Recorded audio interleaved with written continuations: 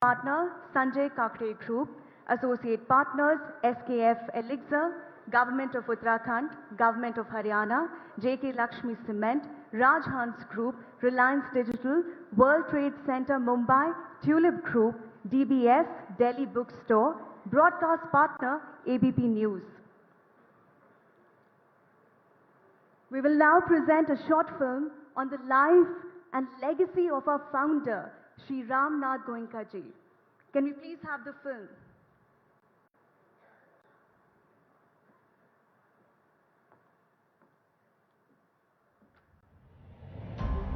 Freedom fighter, fearless publisher, nation builder. Ram Nath Goenka was defined by the battles he chose to fight. Against the British before independence, against the government, the emergency, against the corrupt across several decades. Battles he fought often at the cost to himself, battles he fought to empower every citizen. कुछ लोग होते हैं जो अपने जीवन काल में अपने कार्यक्षेत्र से भी बाहर अपनी जगह बनाते हैं, लेकिन बहुत कम लोग होते हैं जो अपने जीवन काल के बाद भी अपने क्षेत्र में, अपने क्षेत्र की परिधि में अपना स्थान बनाते हैं, अमरत्व को प्राप्त करते हैं, और वो नाम है रामनाथ गोयनका जी का। Ram Nath Goenka was born on Akshaya Tritiya of 1904 in Darbhanga, Bihar. After his primary education, he moved to Calcutta and came under the tutelage of his maternal uncle, Mahadev Lalji Dalmia. At 22, he moved to Madras to start trading in jute. There, Ramnath ji was influenced by Mahatma Gandhi's message of non-violent struggle. In response to Gandhiji's call for a pro-freedom English newspaper, the Indian Express was launched in 1932. It courageously gave voice to the millions of freedom fighters. The publications brought out by him during the pre-independence period and thereafter testify to his patriotic spirit and fearlessness. Fearless he was. During the Quit India movement, when Gandhiji was arrested and the press given gagging orders, Ramnath ji suspended the publication of the Express for a while. He said, "If we went on publishing, the Indian Express may be called a paper. It cannot be called a newspaper." At the dawn of independence, Ramnath ji was one of the members of the Constituent Assembly tasked with drafting India's constitution. As a member of the first Constituent Assembly, he was one of the founding fathers of the world's largest democracy. After independence, the Indian Express took to the role of nation building. Ramnath ji engaged some of the world's most recognized editors to bring in global standards to Indian journalism. He also played a leading role in creating the Press Trust of India. He was an imposing figure on the political scene. In the early 70s, the then Prime Minister, Indira Gandhi, split the Congress into Congress I and Congress O. Ramnath ji told her, "You're making a big mistake, Indu. Are you a friend or a foe?" The choice is yours." In 1975, Mrs. Gandhi declared the emergency. हमें अपनी आजादी कायम रखनी है। Jayaprakash Narayan led a movement against the emergency with Ramnath ji's support. The government's approach to the press was to tame or take over. Several fraudulent cases of income tax violations were filed against the Express. This notice was sent to the Directorate of Advertising and Visual Publicity to stop advertising in all Express Group publications. Unlike today, in the late 70s, the government was the largest advertiser in the country. The money was exhausted. Government was putting pressure, no ads, no money was given, even being realized from private sector. To sell the ornaments of one's wife breaks one's heart. So I said, आपने कुछ बेचना पड़ा है क्या? He said, yes. मुझको मैंने नेपाल में कुछ रखे हुए थे, वो बेचे कि मैं पेपर चला सकूं. That was the condition to which the paper had been reduced. During the emergency, all edits were vetted. Once edit was not to his liking, Ramnath ji published a blank editorial. The blank editorial became a global symbol of protest against censorship. The blank editorial published by the Indian Express during emergency under the leadership of Ramnath Ji was perhaps one of the strongest protests ever published against censorship in India. The government forced him to resign from the board of his own company and appointed K.K. Birla as the chairman. An emotional Ramnath Ji wrote to K.K. Birla, Parting with the Express is like parting with my son. But Ramnath Goenka could never be kept apart from the Indian Express. He forced his way back in control as soon as the emergency was lifted. The newspaper group grew back in strength, always putting journalism first. Business और पत्रकारिता को अलग रखने का सबसे पहले अगर किसी ने देश में शुरुआत करी तो रामनाथ गोयनका जी ने की थी और इसके लिए गोयनका जी को हमेशा याद किया जाएगा. The award instituted in his name is now the most coveted journalism award across the country.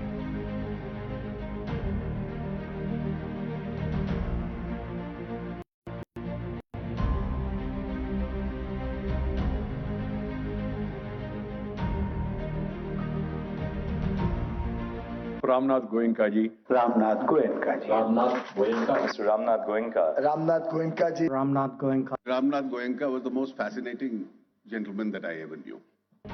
The man and the newspaper he founded inspire journalists in India and across the world.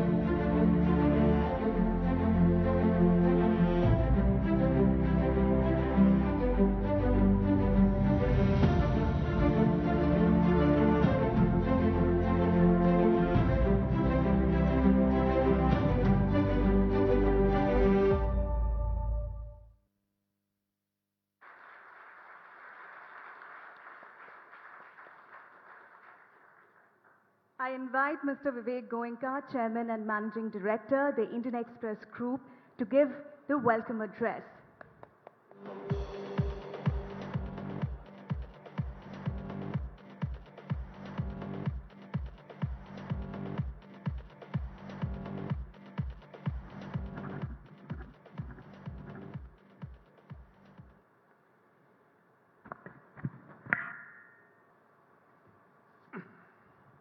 Honorable Prime Minister Shri Narendra Modi ji, distinguished members of the government, opposition, leaders of our armed forces, honorable ambassadors, honorable justices, friends from public life and the media, and friends from the corporate world, it is my privilege to welcome you this evening to the 6th Ramnath Goenka Memorial Lecture.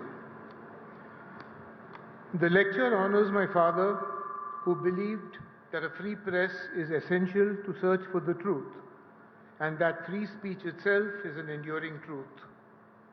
Many believe that he is the warrior and the father of the free press in India. During the Quit India movement in 1942, he suspended the publication of the paper and said that it's better to shut down the paper than to give in to the powers that be. Because in the end, Express's trust is tuned by heartstrings and not purse strings. That remains and will remain our abiding principle. Your presence tonight, Prime Minister, gives this occasion deeper meaning.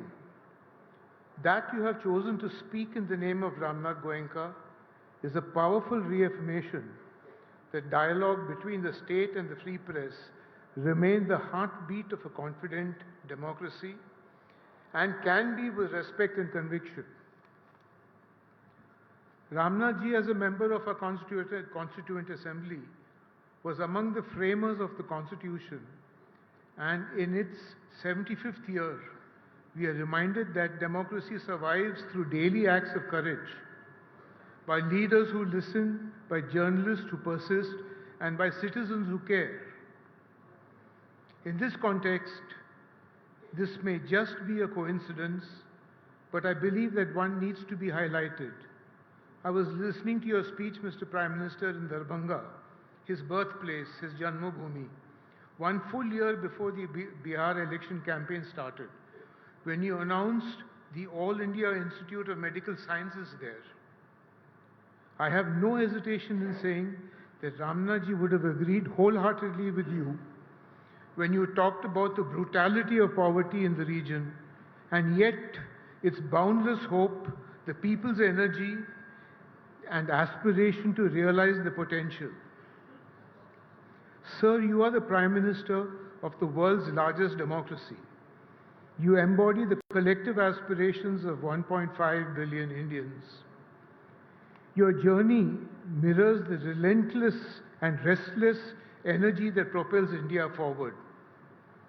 Over 25 years in public life, hardly any leader has experienced power from so many vantage points as Chief Minister, as Prime Minister, and now as a global leader.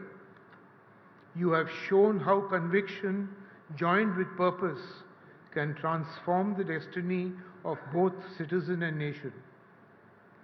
Your governance has focused on restoring to citizens the dignity of choice and the confidence of agency. As Chief Minister of Gujarat, you led many noteworthy and hugely successful initiatives. As Prime Minister, you have transformed India in many ways. A major infrastructure growth, particularly in connectivity, be it highways, railways, and airports, has boosted business, and more importantly, it has brought people closer. Your push for self-reliance in defense manufacture is an example of your foresight. Your foreign policy and strategic engagement is a demonstration of our self-respect. And from Jan Dhan to Swachh Bharat, to Ujjwala and Ayushman Bharat, to Pradhan Mantri Awas Yojana, to Jal Jeevan Mission, you have turned welfare into an empowerment, giving millions the freedom to choose, to aspire, and to act. Through Aadhaar, UPI, and digital inclusion, you have built a framework that connects the smallest entrepreneur, the remotest student, to the nation's shared future. These are not merely programs, they are expression of freedom. Echoing Ramnath Goenka's belief that progress and liberty are inseparable partners in nation building. This lecture series has over the years provided a platform for ideas that shape our moral imagination. Our last lecture was delivered by Bill Gates, someone whom you know well, who shared an inspiring blueprint to use technology for global cooperation in tackling climate change, in which India could play a significant role. Today, as the world's power equations are being rewritten, India under your leadership stands out. Ancient yet modern, confident in its heritage yet fearless in its embrace for the future. Your call for Atmanirbhar Bharat resonates deeply with Ramnath Goenka's conviction that the Indian mind must never outsource its courage or thinking.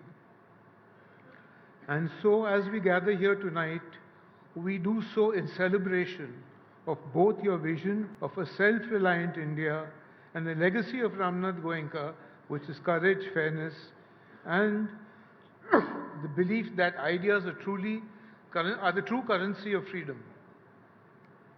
On behalf of the Express Group and generations of journalists who draw strength from that legacy, it is my honor to welcome you, Honorable Prime Minister, to deliver the 6th Ramnath Goenka Memorial Lecture. I thank you once again.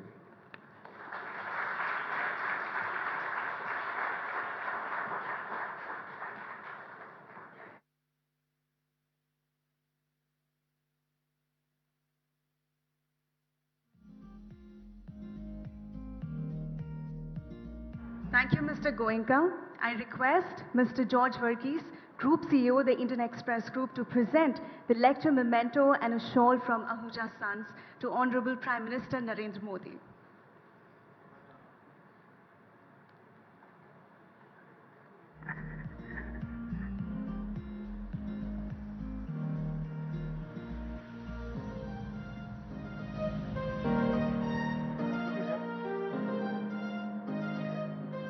Following this, Honorable Prime Minister Shri Narendra Modi ji will deliver the 6th Ramnath Goenka lecture.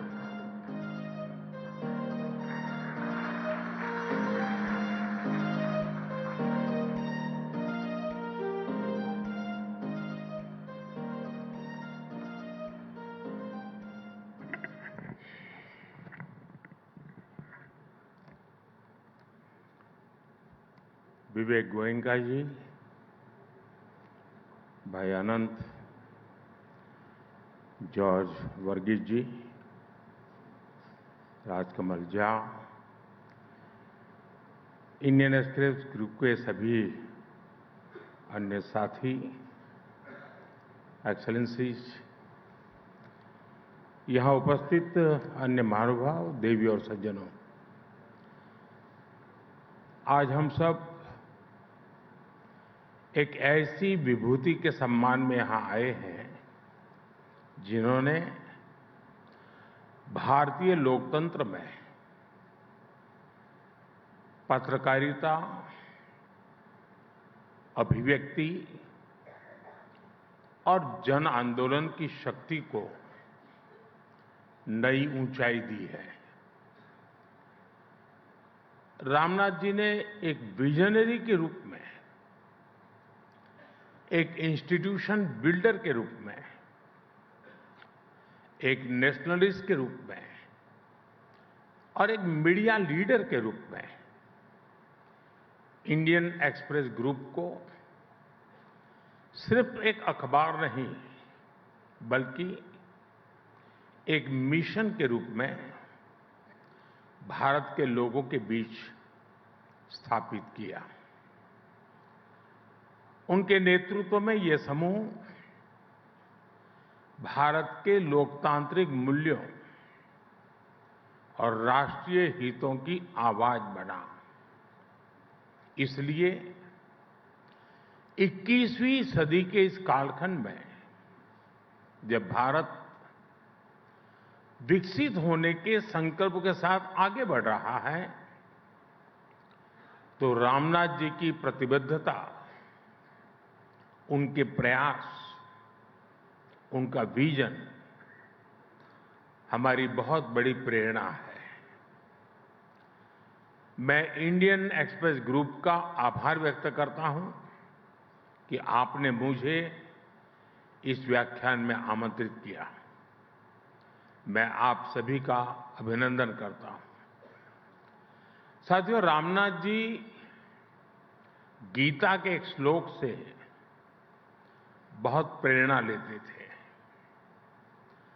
सुख दुखे समय कृत्वा लाभा लाभो जया जयो ततो युद्धाय युजस्व नैवं पापम अव्याप्स्यसि। अर्थात सुख दुख, लाभ हानि और जय पराजय को समान भाव से देखकर कर्तव्य पालन के लिए युद्ध करो। ऐसा करने से तुम पाप के भागी नहीं बनोगे। रामनाथ जी आजादी के आंदोलन के समय कांग्रेस के समर्थक रहे, बाद में जनता पार्टी के भी समर्थक रहे, फिर जनसंघ के टिकट पर चुनाव भी लड़ा। विचारधारा कोई भी हो, उन्होंने देश हित को प्राथमिकता दी। जिन लोगों ने रामनाथ जी के साथ वर्षों तक काम किया है, वो कितने ही किस्से बताते हैं जो रामनाथ जी ने उन्हें बताए थे। आजादी के बाद जब हैदराबाद और रजाकारों को उसके अत्याचार का विषय आया तो कैसे रामनाथ जी ने सरदार वल्लभ भाई पटेल की मदद की। 70 के दशक में जब बिहार में छात्र आंदोलन को नेतृत्व की जरूरत थी तो कैसे नानाजी देशमुख के साथ मिलकर रामनाथ जी ने जेपी को उस आंदोलन का नेतृत्व करने के लिए तैयार किया। इमरजेंसी के दौरान जब रामनाथ जी को इंदिरा गांधी के सबसे करीबी मंत्री ने बुलाकर धमकी दी कि मैं तुम्हें जेल में डाल दूंगा, तो इस धमकी के जवाब में रामनाथ जी ने पलटकर जो कहा था, ये सब इतिहास के छिपे हुए दस्तावेज हैं।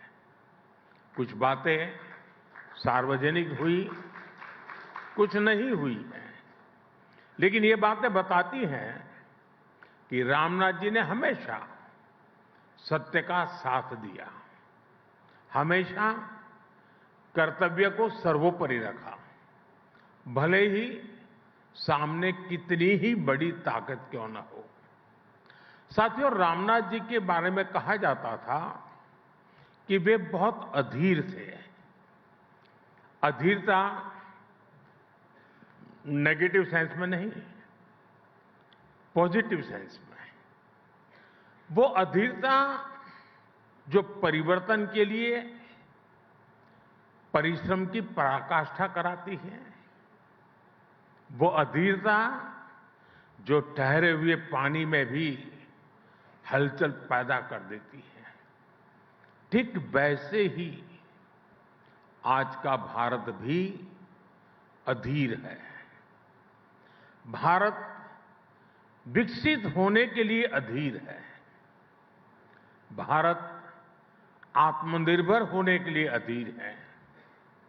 हम सब देख रहे हैं 21वीं सदी के 25 साल कितनी तेजी से बीते हैं।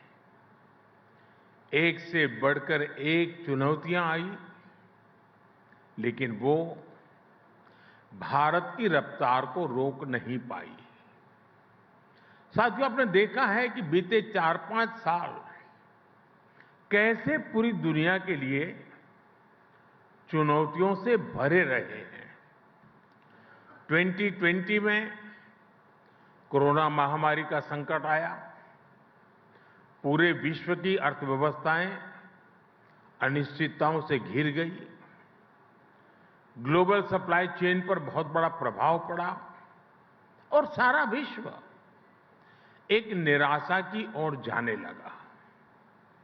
कुछ समय बाद स्थितियां संभलना धीरे धीरे शुरू हो रहा था, तो ऐसे में हमारी पड़ोसी देशों में उथल-पुथल शुरू हो गई। इन सारे संकटों के बीच हमारी इकोनॉमी ने हाई ग्रोथ रेट हासिल करके दिखाया।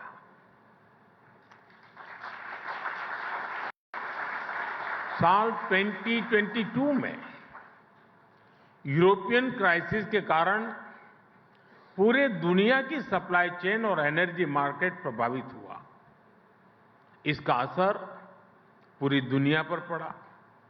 इसके बावजूद भी 2022-23 में हमारी इकोनॉमी की ग्रोथ तेजी से होती रही।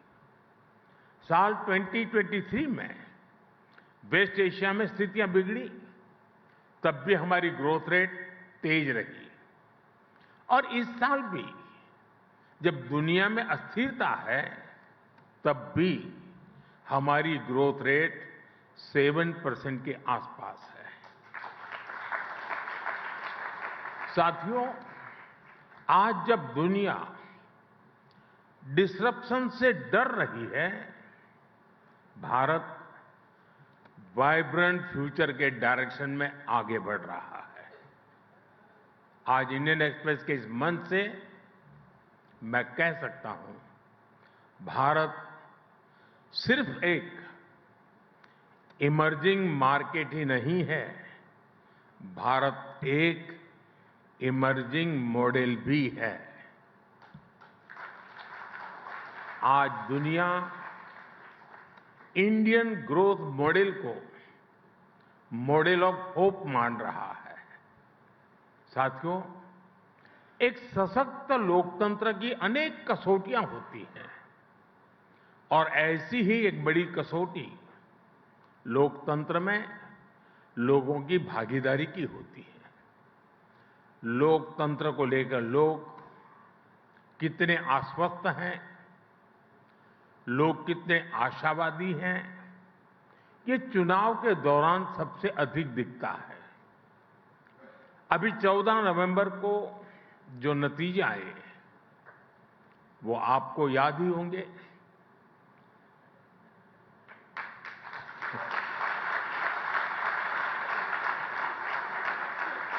और रामनाथ जी का बिहार से नाता रहा था तो उल्लेख बड़ा स्वाभाविक है। इन ऐतिहासिक नतीजों के साथ एक और बात बहुत अहम रही है। कोई भी लोकतंत्र में लोगों की बढ़ती भागीदारी को नजरअंदाज नहीं कर सकता। इस बार बिहार के इतिहास का सबसे अधिक वोटर टर्नआउट रहा है। आप सोचिए, महिलाओं का टर्नआउट पुरुषों से करीब 9% अधिक रहा। ये भी लोकतंत्र की विजय है। साथियों, बिहार के नतीजों ने फिर दिखाया है कि भारत के लोगों की आकांक्षाएं, उनकी एस्पिरेशंस कितनी ज्यादा है। भारत के लोग आज उन राजनीतिक दलों पर विश्वास करते हैं जो नेक नियत से लोगों की उन एस्पिरेशंस को पूरा करते हैं, विकास को प्राथमिकता देते हैं। और आज इंडियन एक्सप्रेस के इस मंच से मैं देश की हर राज्य सरकार को, हर दल की राज्य सरकार को बहुत विनम्रता से कहूंगा, लेफ्ट, राइट, सेंटर, हर विचार की सरकार को मैं आग्रह से कहूंगा, बिहार के नतीजे हमें ये सबक देते हैं कि आप आज किस तरह की सरकार चला रहे हैं। ये आने वाले वर्षों में आपके राजनीतिक दल का भविष्य तय करेंगे। आरजेडी की सरकार को बिहार के लोगों ने 15 साल का मौका दिया। लालू यादव जी चाहते तो बिहार के विकास के लिए बहुत कुछ कर सकते थे, लेकिन उन्होंने जंगल राज का रास्ता चुना। बिहार के लोग इस विश्वासघात को कभी भूल नहीं सकते। इसलिए आज देश में जो भी सरकारें हैं, चाहे केंद्र में हमारी सरकार है या फिर राज्यों में अलग अलग दलों की सरकारें हैं, हमारी सबसे बड़ी प्राथमिकता सिर्फ एक होनी चाहिए, विकास, विकास और सिर्फ विकास।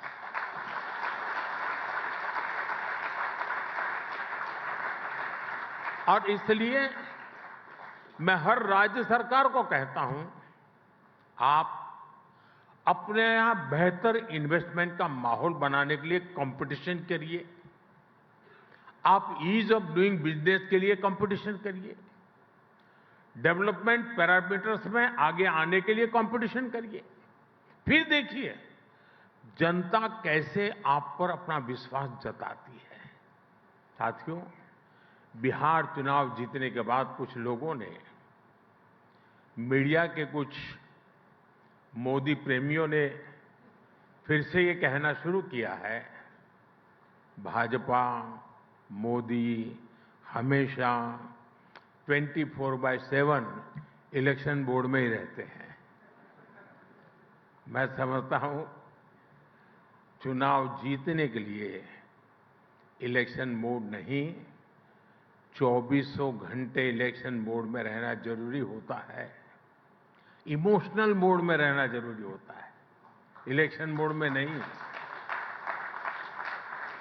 जब मन के भीतर एक बेचैनी सी रहती है कि 1 मिनट भी गंवाना नहीं है, गरीब के जीवन से मुश्किलें कम करने के लिए, गरीब को रोजगार के लिए, गरीब को इलाज के लिए, मध्यम वर्ग की आकांक्षाओं को पूरा करने के लिए बस मेहनत करते रहना है।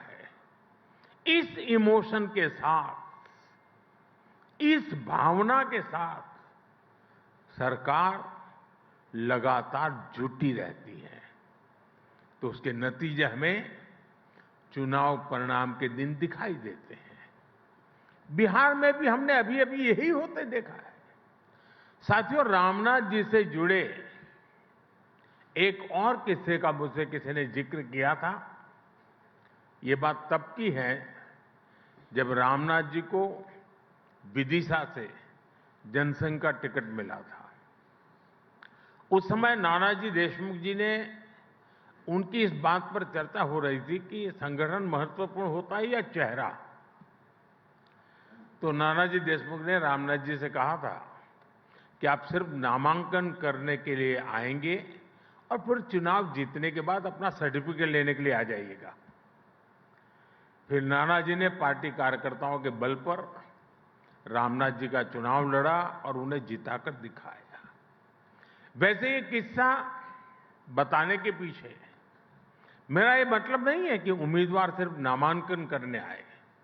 मेरा मकसद है भाजपा के अनगिनत कर्तव्यनिष्ठ कार्यकर्ताओं के समर्पण की ओर आपका ध्यान आकर्षित करना है। साथियों, भारतीय जनता पार्टी के लाखों करोड़ों कार्यकर्ताओं ने अपने पसीने से भाजपा की जड़ों को सींचा है और आज भी सींच रहे हैं। और इतना ही नहीं, केरला, पश्चिम बंगाल, जम्मू कश्मीर, ऐसे कुछ राज्यों में हमारे सैकड़ों कार्यकर्ताओं ने अपने खून से भी भाजपा की जड़ों को सींचा है। जिस पार्टी के पास ऐसे समर्पित कार्यकर्ता हो, उनके लिए सिर्फ चुनाव जीतना ध्येय नहीं होता, बल्कि वो जनता का दिल जीतने के लिए सेवा भाव से उनके लिए निरंतर काम करते हैं। साथियों, देश के विकास के लिए बहुत जरूरी है कि विकास का लाभ सभी तक पहुंचे। दलित, पीड़ित, शोषित, वंचित, सभी तक जब सरकारी योजनाओं का लाभ पहुंचता है तो सामाजिक न्याय सुनिश्चित होता है। लेकिन हमने देखा कि बीते दशकों में कैसे सामाजिक न्याय के नाम पर कुछ दलों, कुछ परिवारों ने अपना ही स्वार्थ सिद्ध किया है। साथियों, मुझे संतोष है कि आज देश सामाजिक न्याय को सच्चाई में बदलते देख रहा है।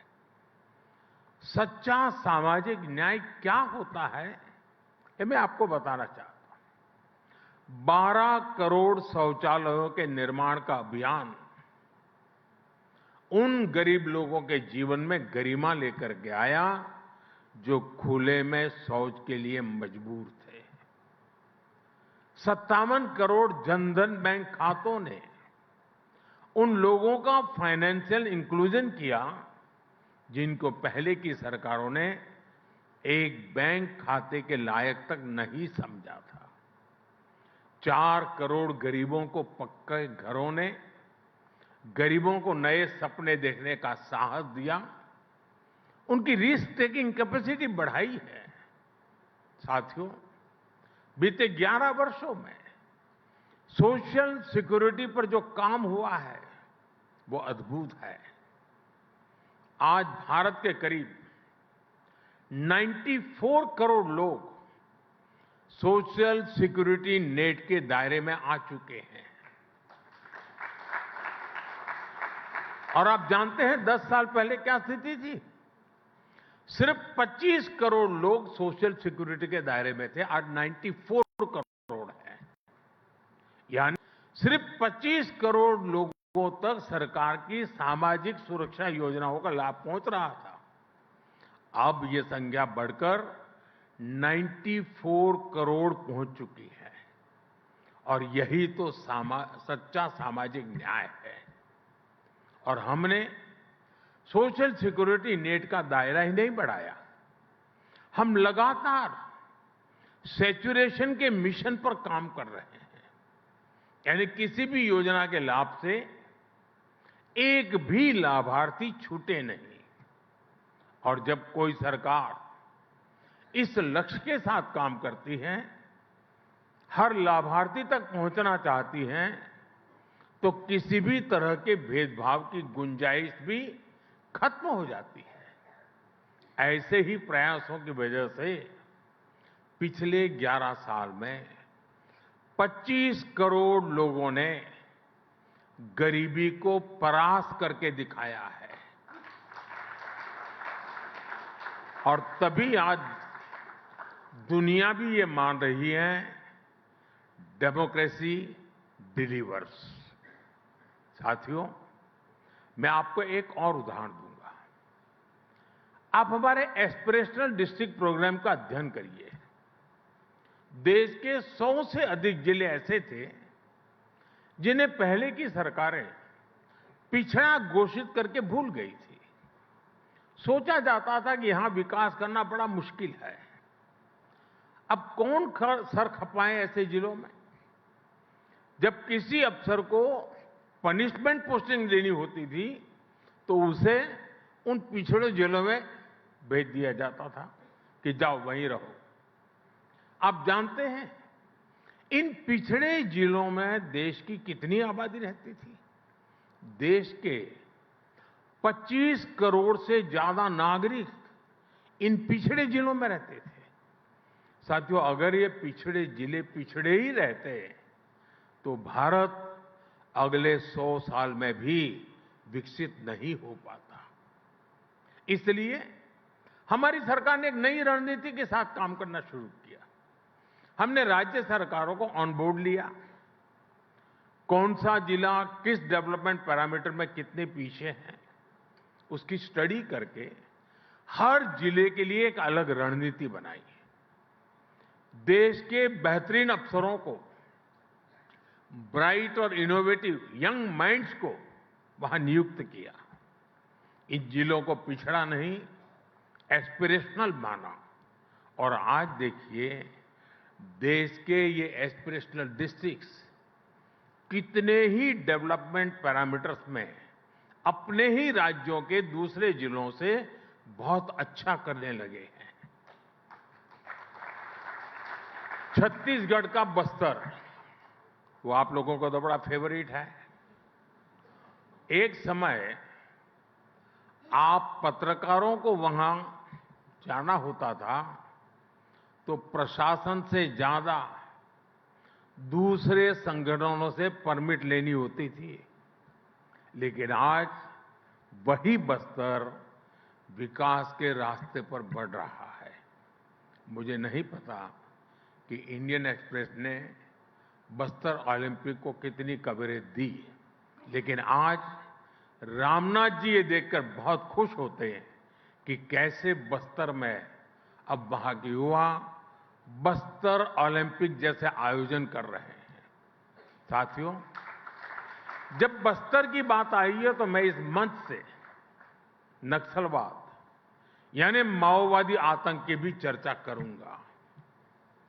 पूरे देश में नक्सलवाद, माओवादी आतंक का दायरा बहुत तेजी से सिमट रहा है, लेकिन कांग्रेस में ये उतना ही सक्रिय होता जा रहा था। आप भी जानते हैं, बीते 5 दशकों तक देश का करीब करीब हर बड़ा राज्य माओवादी आतंक की चपेट में चपेट में रहा। लेकिन ये देश का दुर्भाग्य था कि कांग्रेस भारत के संविधान को नकारने वाले माओवादी आतंक को पालती पोसती रही और सिर्फ दूर दराज के क्षेत्रों में, जंगलों में ही नहीं, कांग्रेस ने शहरों में भी नक्सलवाद की जड़ों को खाद पानी दिया। कांग्रेस ने बड़ी बड़ी संस्थाओं में अर्बन नक्सलियों को स्थापित किया। साथियों, 10-15 साल पहले कांग्रेस में जो अर्बन नक्सली माओवादी पैर जमा चुके थे, वो अब कांग्रेस को मुस्लिम लीगी माओवादी कांग्रेस एमएमसी बना चुके हैं। और मैं आज पूरी जिम्मेदारी से कहूंगा कि मुस्लिम लीगी माओवादी कांग्रेस अपने स्वार्थ में देश हित को तिलांजलि दे चुकी है। आज की मुस्लिम लीगी माओवादी कांग्रेस देश की एकता के सामने बहुत बड़ा खतरा बनती जा रही है। साथियों, आज जब भारत विकसित बनने की एक नई यात्रा पर निकल पड़ा है, तो रामनाथ गोयनका जी की विरासत और भी प्रासंगिक है। रामनाथ जी ने अंग्रेजों की गुलामी से डटकर टक्कर ली।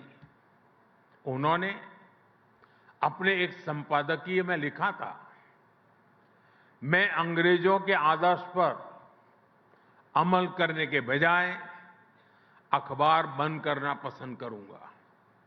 इसी तरह जब इमरजेंसी के रूप में देश को गुलाम बनाने की एक और कोशिश हुई, तब भी रामनाथ जी डटकर खड़े हो गए थे। और ये वर्ष तो इमरजेंसी के 50 वर्ष पूरे होने का भी है। और इंडियन एक्सप्रेस ने 50 वर्ष पहले दिखाया है कि ब्लैंक एडिटोरियल भी जनता को गुलाम बनाने वाली मानसिकता को चुनौती दे सकते हैं। साथियों, आज आपके इस सम्मानित मंच से मैं गुलामी की मानसिकता से मुक्ति के इस विषय पर भी विस्तार से अपनी बात रखूंगा। लेकिन इसके लिए हमें 190 इयर्स पीछे जाना पड़ेगा। 1857 के स्वतंत्रता संग्राम से भी पहले वो साल था 1835।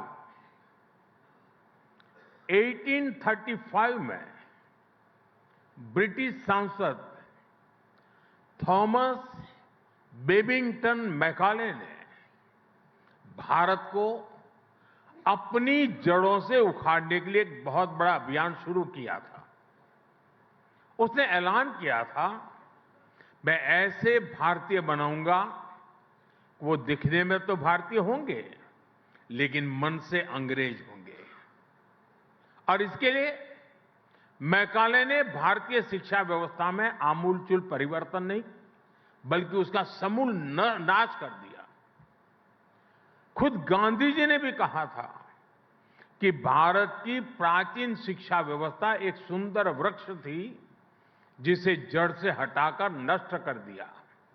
साथियों, भारत की शिक्षा व्यवस्था में हमें अपनी संस्कृति पर गर्व करना सिखाया जाता था। भारत की शिक्षा व्यवस्था में पढ़ाई के साथ ही कौशल पर भी उतना ही जोर था। इसलिए मैकाले ने भारत की शिक्षा व्यवस्था की कमर तोड़ने की ठानी और उसमें सफल भी रहा। मैकाले ने यह सुनिश्चित किया कि उस दौर में ब्रिटिश भाषा, ब्रिटिश सोच को ज्यादा मान्यता मिले और उसका खामियाजा भारत ने आने वाली सदियों में उठाया। साथियों, मैकाले ने हमारे आत्मविश्वास को तोड़ दिया, हमारे भीतरहीन भावना का संचार किया। मैकाले ने एक झटके में हजारों वर्षों के हमारे ज्ञान विज्ञान को हमारी कला संस्कृति को, हमारी पूरी जीवन शैली को ही कूड़ेदान में फेंक दिया था। वहीं पर वो बीज पड़े कि भारतीयों को अगर आगे बढ़ना है, अगर कुछ बड़ा करना है, तो विदेशी तौर तरीकों से ही करना होगा। और ये जो भाव था, वो आजादी मिलने के बाद भी और पुख्ता हुआ। हमारी एजुकेशन, हमारी इकोनॉमी, हमारी समाज के एस्पिरेशन, सब कुछ विदेशों के साथ जुड़ गई। जो अपना है, उस पर गौरव करने का भाव कम होता गया। गांधी जी ने जिस स्वदेशी को आजादी का आधार बनाया था, उसको पूछने वाला ही कोई नहीं रहा। हम गवर्नेंस के मॉडल विदेश में खोजने लगे। हम इनोवेशन के लिए विदेश की तरफ देखने लगे। यही मानसिकता रही जिसकी वजह से इंपोर्टेड आइडिया, इंपोर्टेड सामान और सर्विस सभी को श्रेष्ठ मानने की प्रवृत्ति समाज में स्थापित हो गई। साथियों, जब आप अपने देश को सम्मान नहीं देते हैं, तो आप स्वदेशी इकोसिस्टम को नकारते हैं, made in India manufacturing ecosystem को नकारते हैं। मैं आपको एक और उदाहरण, टूरिज्म की बात करता हूं। आप देखेंगे कि जिस भी देश में टूरिज्म फला फूला, वो देश वहां के लोगों को अपनी ऐतिहासिक विरासत पर गर्व करते हैं। हमारे यहां इसका उल्टा ही हुआ। भारत में आजादी के बाद अपनी विरासत को दुत्कारने के ही प्रयास हुए।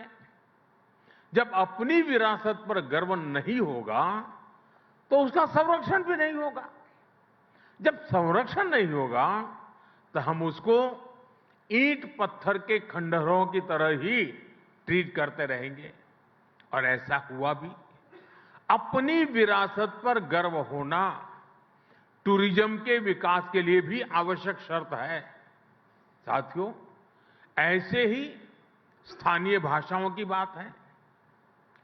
किस देश में ऐसा होता है कि वहां की भाषाओं को दुत्कारा जाता है?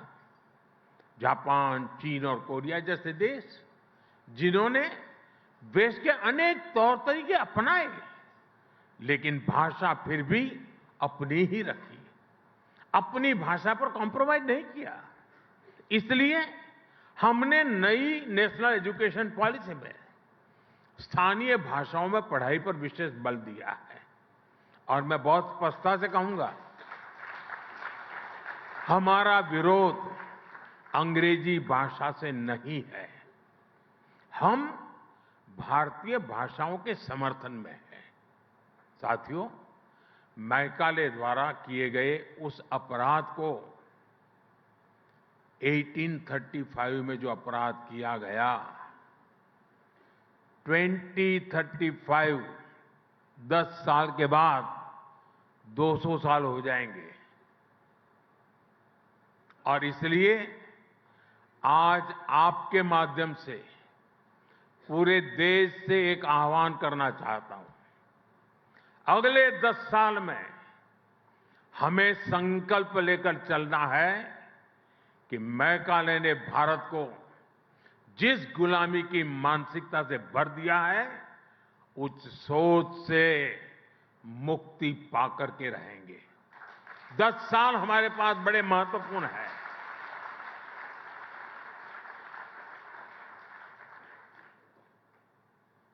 मुझे याद है एक छोटी घटना। गुजरात में लेप्रेसी को लेकर के अस्पताल बन रहा था, तो वो सारे लोग महात्मा गांधी जी से मिले उसके उद्घाटन के लिए। तो महात्मा जी ने कहा कि मैं लेप्रेसी के अस्पताल के उद्घाटन के पक्ष में नहीं हूं, मैं नहीं आऊंगा, लेकिन ताला लगाना है उस दिन मुझे बुलाना, मैं ताला लगाने आऊंगा। गांधी जी के रहते हुए इस अस्पताल को तो ताला नहीं लगा था, लेकिन गुजरात जब लेप्रेसी से मुक्त हुआ और मुझे उस अस्पताल को ताला लगाने का मौका मिला जब मैं मुख्यमंत्री बना।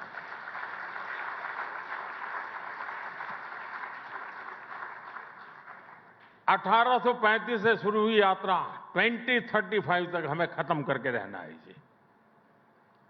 गांधी जी का जैसे सपना था कि मैं ताला लगाऊंगा, मेरा भी सपना है कि हम ताला लगाएंगे।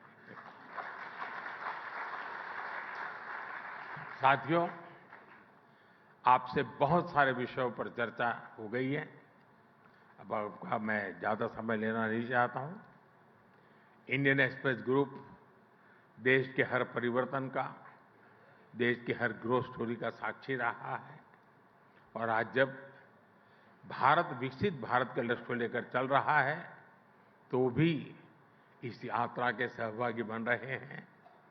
मैं आपको बधाई दूंगा कि रामनाथ जी के विचारों को आप सभी पूरी निष्ठा से संरक्षित रखने का प्रयास कर रहे हैं। एक बार फिर आज के इस अद्भुत आयोजन के लिए आप सभी को मेरी ढेर सारी शुभकामनाएं और रामनाथ कोविंद जी को, रामनाथ गोयनका जी को आदरपूर्वक मैं नमन करते हुए मेरी बात को विराम देता हूं। बहुत बहुत धन्यवाद।